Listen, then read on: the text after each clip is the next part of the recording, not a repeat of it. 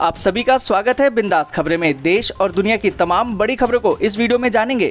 Video में आगे बढ़ने से पहले अगर आप चाहते हैं कि ये खबरें आपके पास सबसे पहले पहुंचे तो चैनल को सब्सक्राइब करके बेल के आइकन को जरूर दबाएं। जी हां दोस्तों, बढ़ते हैं आज की पहली और बड़ी खबर की तरफ। आज की पहली और बड़ी खबर जो निकल कर आ रही कि भारत के चौतरफा रणनीति का असर, 2 किलोमीटर वापस गए चीनी सैनिक। जी हां दोस्तों, आपको बता दें कि लद्दाख विवाद में कूटनीतिक दबाव का असर अब दिखने लगा है। 6 जून को लेफ्टिनेंट जनरल स्तर की बैठक से पहले ही चीनी सेना ने गलवान घाटी में अपनी कदम पीछे खींच लिए हैं। भारतीय सेना ने भी सकारात्मक जवाब दिया है। उच्च पदस्थ सूत्रों के अनुसार गलवान इलाके में गतिरोध समाप्त करने की दिशा में प्रयासों के बीच चीनी सेना वास्तविक नियंत्रण रेखा यानी कि LAC से 2 किलोमीटर पीछे हट गई है। वहीं भारतीय सेना ने भी उचित कार्रवाई करते हुए 1 किलोमीटर पीछे आ गई है। चीनी सेना ने गलवान क्षेत्र से अपने टेंट उखाड़कर भी पीछे किए हैं।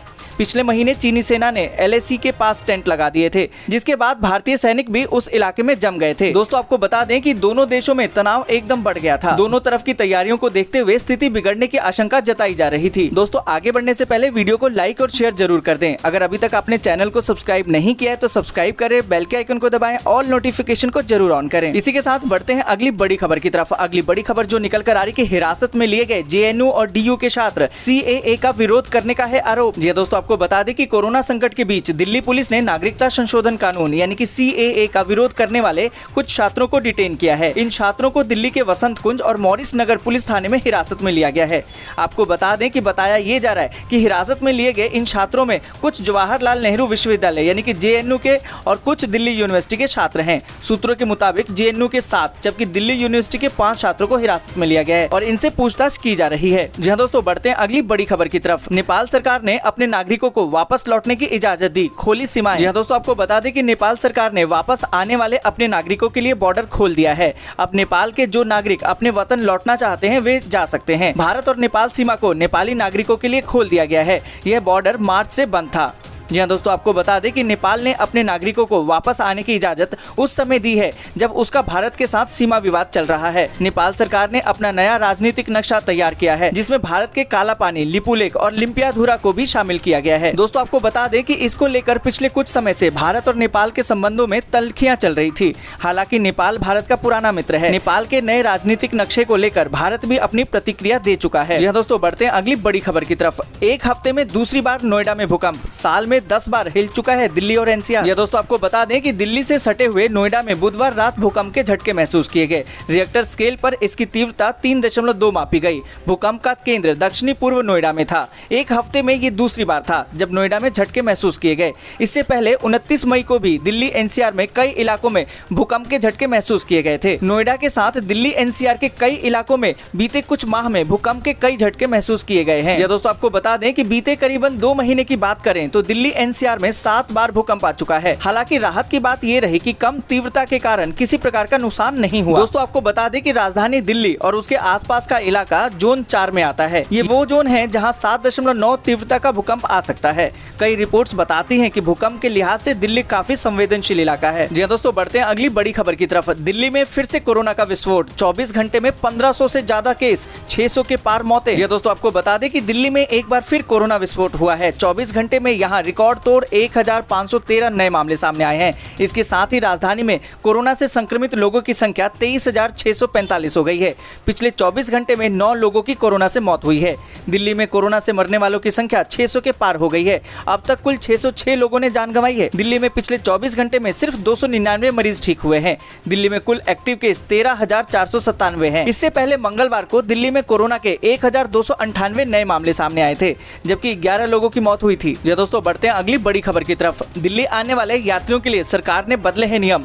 अब 7 दिन रहना होगा होम क्वारंटीन। जी दोस्तों, आपको बता दें कि दिल्ली की केजरीवाल सरकार ने बाहर से आने वाले यात्रियों के लिए नियम बदल दिए हैं। दिल्ली के अंदर बिना लक्षण वाले यात्री को अब 7 दिन के लिए खुद को होम क्वारंटीन करना होगा। इससे पहले दिल्ली सरकार ने ऐसे यात्रियों के लिए सलाह दी थी कि वह अगले 14 दिन खुद को मॉनिटर करेंगे। अगर कोरोना के लक्षण आते हैं तो वह डिस्ट्रिक्ट सर्विलांस ऑफिसर या नेशनल कॉल सेंटर पर फोन करके सूचित करेंगे। जी दोस्तों, आपको बता दें कि दिल्ली सरकार का नया आदेश सभी घरेलू यात्री यानी कि हवाई, रेल, बस पर लागू होगा। इलाके के डिस्ट्रिक्ट मजिस्ट्रेट यह सुनिश्चित करेंगे कि यात्री 7 दिन होम क्वारंटीन रहे।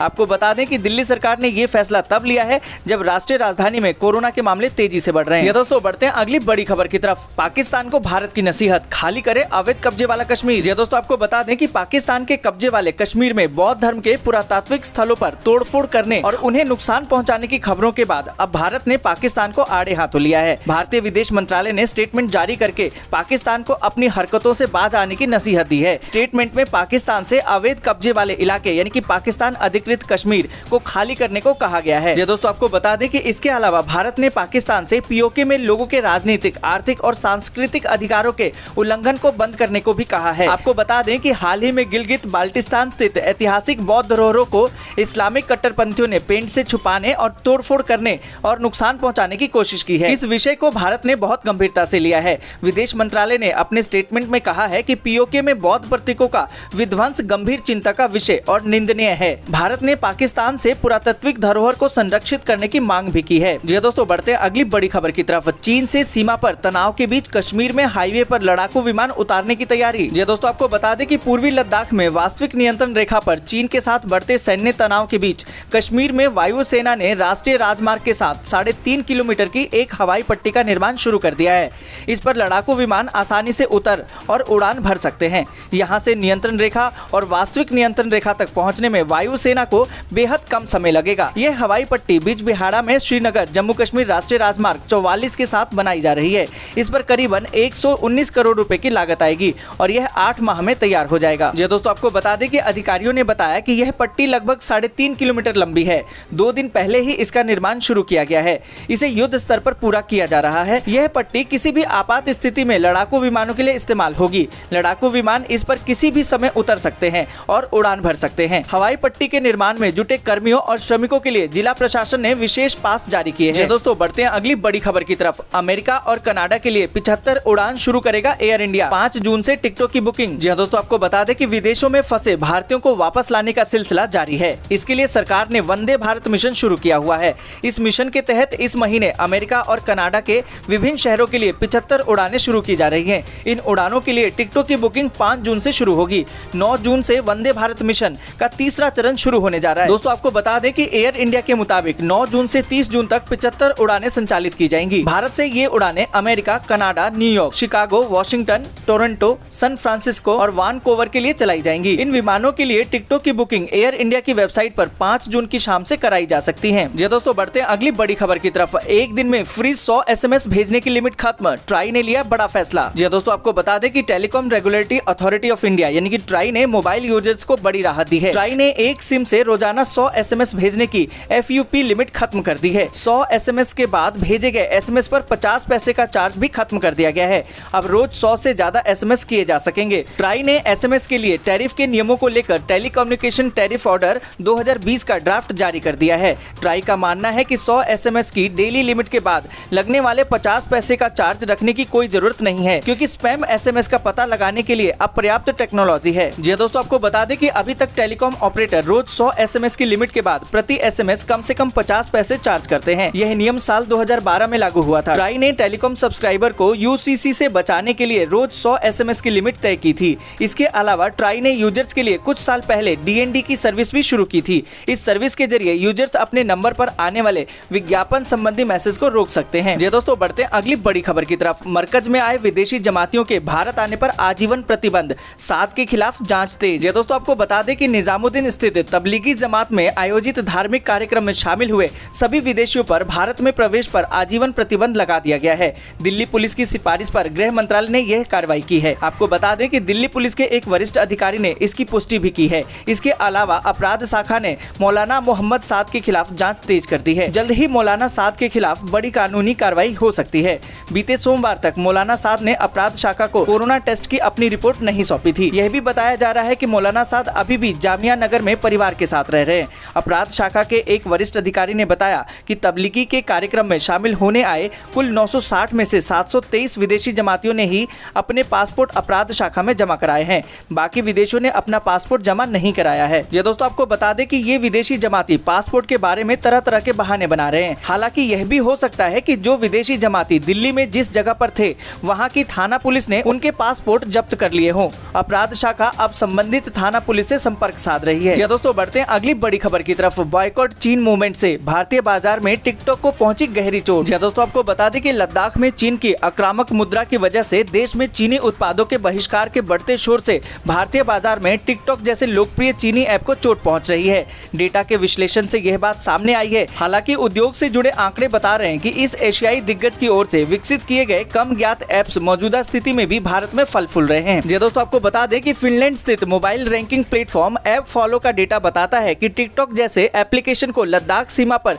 तनाव की वजह से भारतीयों के गुस्से का खामियाजा उठाना पड़ा है। दोस्तों आपको बता दें कि भारतीय और चीनी सैनिकों के बीच 5 मई को टकराव से पहले की बात करें तो भारत में एप्पल के प्लेटफॉर्म पर टॉप 10 फ्री एप्लीकेशन में लोकप्रिय short form video app TikTok को 5वीं रैंकिंग हासिल थी। करीबन 1 महीने के बाद ये ऐप 10वीं पायदान पर खिसक गया है। जी हाँ दोस्तों बढ़ते हैं अगली बड़ी खबर की तरफ। अवेशी का मोदी सरकार पर हमला, कहा कि राज्यों के अधिकार छीनने वाला है अध्यादेश। जी दोस्तों आपको बता दें कि मोदी सरकार ने APMC यानी कि कृषि उपज वाणिज्य एवं व्यापार अध्यादेश 2020 को मंजूरी दे दी है। हालांकि AIMIM के सदस्य अवेशी ने इसका विरोध किया है और राज्यों के अधिकारों में कटौती करने वाला अध्यादेश बताया है। उन्होंने मोदी सरकार पर अध्यादेश का दुरुपयोग करने का आरोप भी लगाया है। जी दोस्तों आपको बता दें कि उन्होंने ट्वीट किया कि कृषि उपज वाणिज्य एवं व्यापार अध्यादेश 2020 का मतलब कृषि उत्पादों की बिक्री को रेगुलेट करने की राज्यों की शक्तियों को खत्म करना होगा। संविधान ने कृषि को लेकर कानून बनाने की शक्ति विशेष रूप से राज्यों को दी है।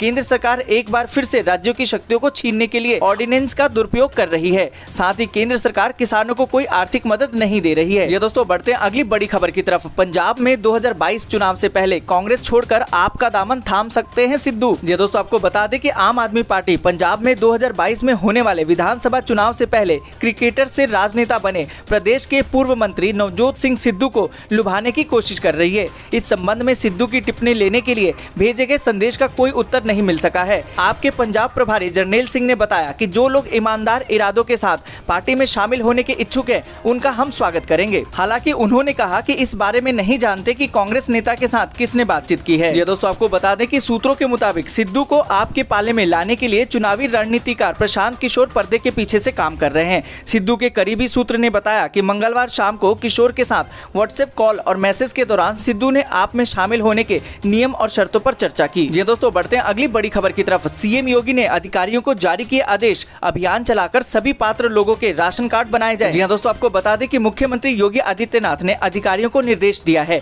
कि एक अभियान चलाकर राशन कार्ड के नए आवेदकों के कार्ड जल्दी बनाए जाएं और उन्हें तत्काल खाद्यान्न उपलब्ध कराया जाए। गौरतलब है कि सामान्य प्रक्रिया के तहत नया राशन कार्ड बनने के बाद उस कार्ड धारक को करीबन 2 महीने के बाद पहली बार खाद्यान्न उपलब्ध होता है। लेकिन तत्कालिक जरूरतों को ध्यान में रखते हुए मुख्यमंत्री योगी ने निर्देश दिया है कि सभी जरूरतमंदों को राशन तुरंत उपलब्ध कराया जाए और सुनिश्चित किया जाए कि कोई भी भूखा न सोए। जी दोस्तों आपको बता दें कि मुख्यमंत्री ने निर्देश दिया है कि खाद्यान्न का सुचारू वितरण सुनिश्चित किया जाए और यह सुनिश्चित करने के लिए एक कार्य योजना तैयार करके उसे 1 सप्ताह में लागू किया जाए। उन्होंने निर्देश दिया कि पुलिस की गश्त लगातार जारी रहे, राजमार्गों, बाजारों और पार्कों आदि में कड़ी निगरानी रखी जाए। जी दोस्तों बढ़ते हैं अगली बड़ी खबर की तरफ। दिल्ली एम्स के सैकड़ों कर्मी 15 से हड़ताल की तैयारी में, निदेशक को दी है चेतावनी। जी दोस्तों आपको बता दें कि कोरोना काल में दिल्ली एम्स के सैकड़ों कर्मचारियों ने मास लीव पर जाने की तैयारी कर ली है। बुधवार को एम्स के निदेशक को चेतावनी भरा ईमेल भेजते हुए कर्मचारियों ने आगामी 10 जून को मास लीव और 15 जून से अनिश्चितकालीन हड़ताल पर जाने की घोषणा की है। दोस्तों आपको बता दें कि दरअसल विभिन्न मांगों को लेकर एम्स में नर्सिंग यूनियन पिछले कई दिनों से विरोध दर्ज करा रहा है। 29 मई को भी यूनियन की ओर से प्रबंधन को शिकायत की गई थी, लेकिन आरोप है कि उनकी मांगों पर सुनवाई न होने की वजह से अब उनके पास हड़ताल के अलावा कोई विकल्प नहीं है। ये दोस्तों आपको बता दें कि कोरोना वायरस को लेकर किसी भी अस्पताल में यह पहली सबसे बड़ी हड़ताल हो सकती है। एम्स के नर्सिंग कर्मचारियों का कहना है वे पिछले 3 दिन से एम्स निदेशक कार्यालय में धरना प्रदर्शन कर रहे हैं। 1 जून से वे हर दिन निदेशक कार्यालय में जाते हैं ताकि उनकी सुनवाई हो सके, लेकिन अब तक किसी भी अधिकारी ने उनकी मांग पर चर्चा नहीं की है। दोस्तों बढ़ते हैं अगली बड़ी खबर की तरफ। कांग्रेस महासचिव प्रियंका वाड्रा ने यूपी सरकार पर साधा निशाना, कहा अव्यवस्था से अटकी हुई है शिक्षकों की भर्ती। ये दोस्तों आपको बता दें कि इलाहाबाद हाईकोर्ट की लखनऊ खंडपीठ ने बुधवार को उत्तर प्रदेश में 69,000 सहायक शिक्षकों की भर्ती प्रक्रिया पर अंतरिम रोक लगाकर राज्य सरकार को तगड़ा झटका दिया है। हाईकोर्ट के इस फैसले पर कांग्रेस महासचिव व यूपी प्रभारी प्रियंका वाड्रा ने यूपी सरकार पर निशाना साधा है। उन्होंने ट्वीट करके कहा कि यूपी सरकार की अव्यवस्था के चलते तमाम भर्तियां कोर्ट में अटकी हैं। जी दोस्तों आपको बता दें कि यूपी प्रभारी प्रियंका वाड्रा वाड्रा ने बुधवार को ट्वीट करके कहा कि एक बार फिर से उत्तर प्रदेश के युवाओं के सपने पर ग्रहण लग गया है। यूपी सरकार की अव्यवस्था के चलते तमाम भर्तियां कोर्ट में अटकी हैं। जी दोस्तों, बढ़ते हैं अगली बड़ी खबर की तरफ। टिकट रद्द करने के एवज में रेलवे ने यात्रियों को लौटाए 1885 करोड़ रुपए। जी दोस्तों, आपको बता दें कि भारतीय रेलवे ने 21 मार्च से 31 मई तक ऑनलाइन बुक किए गए टिकटों को रद्द करने के एवज में यात्रियों को 1885 करोड़ रुपए लौटाए हैं। जी दोस्तों, आपको बता दें कि रेलवे के जनसंपर्क अधिकारी दीपक कुमार ने कहा कि टिकट रद्द होने के बाद रेलवे ने यात्रियों को उनके उसी अकाउंट में पैसे वापस कर दिए हैं जिनसे बुकिंग के समय भुगतान किया गया था। ऑनलाइन बुकिंग के कारण उपभोक्ताओं को पीआरएस काउंटर पर जाकर वापसी लेने की परेशानी का सामना नहीं करना पड़ा। आपको बता दें कि कोरोना संक्रमण को रोकने के लिए प्रधानमंत्री नरेंद्र मोदी ने 24 मार्च को देशव्यापी लॉकडाउन की घोषणा की थी। इस दौरान यात्री ट्रेनों के परिचालन बंद कर दिए गए थे। दोस्तों, आज के लिए बस इतना ही। वीडियो को लाइक और शेयर जरूर कर दें। अगर अभी तक आपने चैनल को सब्सक्राइब नहीं किया है तो सब्सक्राइब करें, बेल के आइकन को दबाएं, ऑल नोटिफिकेशन को जरूर ऑन करें।